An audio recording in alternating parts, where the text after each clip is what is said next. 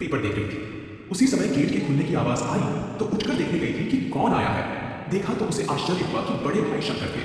उनके हाथों से बैग लेकर उन्हें सादर सहित घर के अंदर ले गई। उन्हें बिठाकर पानी लाने रसोई में गई, चाय के लिए पानी चढ़ा दिया था। उन्हें पानी देने के लिए आते हुए सोच रही थी कि यह अचानक भाई क्यों आए होंगे। 3 महीने पहले घटी हुई घटना के बाद उसने सोच लिया था कि अब मेरा मायका नहीं रहा है, पर आज भाई अचानक। उसने भाई को पानी पिलाया और कुशल मंगल पूछने पर उन्होंने सर हिलाकर सब ठीक है कहा। बात को आगे न बढ़ाते हुए रसोई में गई और चाय बनाकर भाई को दे दी। भाई ज्यादातर बातें कम ही करता था, वह खुद भी बात कम करती थी, इसलिए वातावरण शांत था। भाई की पसंद की सब्जी बनाने अंदर गई। शारदा के पति सुशांत दोपहर का खाना घर आकर खाते थे।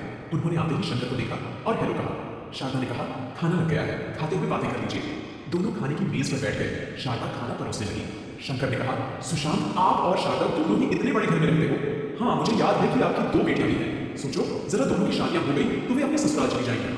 यहाँ आए भी तो मेहमान बनकर। सुशांत ने कहा, वह तो ठीक है, पर आप कहना क्या चाहते हैं? शंकर ने कहा कि पिताजी ने जो घर शारदा को दिया है उसे बेच दीजिए, मैं खरीद लेता हूँ। अभी वहां इस घर का दाम 1 लाख तक चल रहा है, चाहे तो आप भी पूछताछ कर लीजिए। सुशांत, असल में मैं उस कंपाउंड में हम दोनों भाइयों के घर ही रहे, ऐसा चाहता था।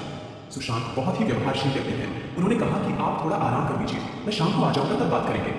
सुशांत के ऑफिस जाने के बाद शंकर ने शारदा से बात भी नहीं की और कमरे में आराम करने के लिए चले गए। शारदा को खाना खाने की इच्छा नहीं हुई, इसलिए सब कुछ समेटकर अपने कमरे में अपनी पसंदीदा जगह खिड़की के पास बैठकर बाहर देखने लगी और पुरानी यादों में खो गई थी। शारदा के पिता एक छोटे से गांव में काम करते थे। 2 भाइयों के बाद उसका जन्म हुआ था और बहुत ही प्यार से पलने लगी थी। उस जमाने में पिता ने बहुत बड़ी जमीन खरीदी और 2 पोर्शन वाला घर बनाया था। शारदा को पढ़ने की इच्छा थी, परंतु पिता ने सुशांत के घर शादी करके उसे वहां भेज दिया था। सुशांत की मां बहुत तेज तर्रार औरत थी। पिताजी के दिए हुए 50,000 रुपये का उपयोग करके ननद की शादी करा था और शारदा को दाने देती थी कि मायके से कुछ नहीं लेकर आई है। सुशांत अपनी मां की तरफदारी करते थे। एक बार तो हद ही हो गई थी। सास बहू के बीच छोटी सी झड़प हो गई थी। सास और सुशांत ने उसे कह दिया कि अपने घर चली जाए, यहाँ रहने की कोई जरूरत नहीं है। सुशांत ने उसे उसके दोनों बच्चों के साथ बस में चढ़ा दिया था।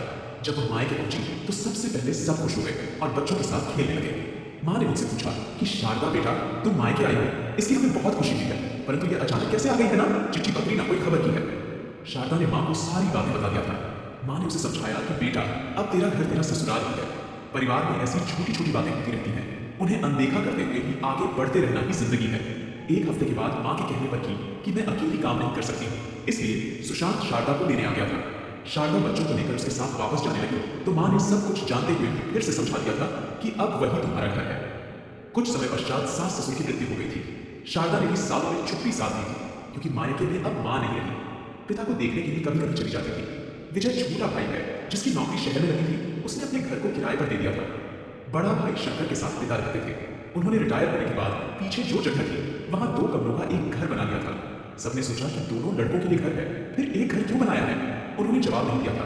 3 महीने पहले की बात थी कि शारदा के बड़े भाई ने उसे खबर भेजा कि पिताजी की तबीयत बहुत खराब है, तुम्हें याद कर रहे हैं, जल्दी से आ जाओ। शारदा ने पति को पिता के बारे में बताया और मायके चली गई। वह जैसे ही पिता के घर पहुंची तो जैसे पिता उसका ही इंतजार कर रहे थे। उसको देखा और कुछ इशारों में कहना चाहा।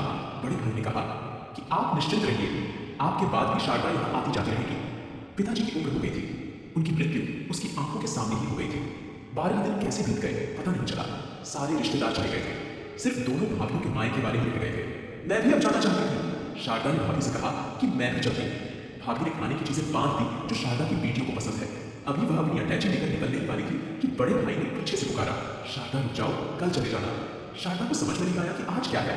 कुछ ही देर में बड़ा भाई किसी को साथ लेकर आया और घर में सबको एक जगह बैठने के लिए कहा।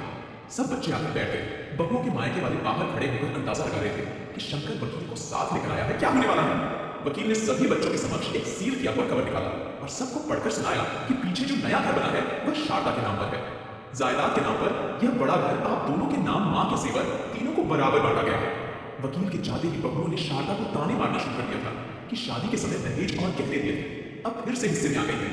शंकर ने पीछे वाले घर के पेपर शारदा के हाथ में रख दिया और कहा, थोड़े दिनों में जेवर भेज देंगे। शारदा घर से बाहर आ रही थी, किसी ने उससे बात नहीं किया। शारदा की लड़कियों के लिए भाभी ने जो कुछ भी बनाया था उसे देना भी भूल गई थी शायद। इस घटना को घटे 3 महीने हो गए हैं और आज शंकर उनके घर आया है। कॉफी की सौंधी सी महक से उसके पैर बरबस ही रसोई की तरफ बढ़े। वहां छोटी बिटिया माधवी ऑफिस से आकर कॉफी बना रही थी। माँ को देखते ही कहा, आज बड़े मामा जी अचानक हमारे घर आए हैं, रास्ता तो नहीं भूल गए हैं? नाना जी की वसीयत के बाद वहां से कोई खबर नहीं थी। शारदा कुछ कहती, उसके पहले ही सुशांत ऑफिस से शारदा कहते हुए आ गए थे। शंकर भी सोकर उठ गए थे।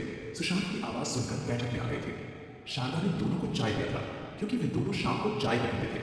सुशांत ने कहा कि मैंने ऑफिस के लोगों से पता लगवाया है कि वहाँ 1 लाख से ऊपर घर बिक रहे हैं। वह पैसा आ जाएगा तो शारदा के अकाउंट में डाल दूंगा, जरूरत पड़ने पर उपयोग में ला सकते हैं। शंकर ने कहा, ठीक है, मैं घर जाकर सारे प्रबंध कर देता हूँ। 1-2 हज़ार ज्यादा चले भी गए तो क्या है, बहन ही को मिलेंगे, है ना शारदा? शंकर बहुत ही खुश था। उसने कहा, थैंक यू सुशांत, मैं डर रहा था कि तुम मानोगे कि नहीं। माधवी अंदर कमरे से आई और कहा, घर माँ के नाम पर है, नाना जी ने उन्हें दिया है। आप दोनों को नहीं लगता है कि उससे भी एक बार पूछे कि वह क्या चाहती है?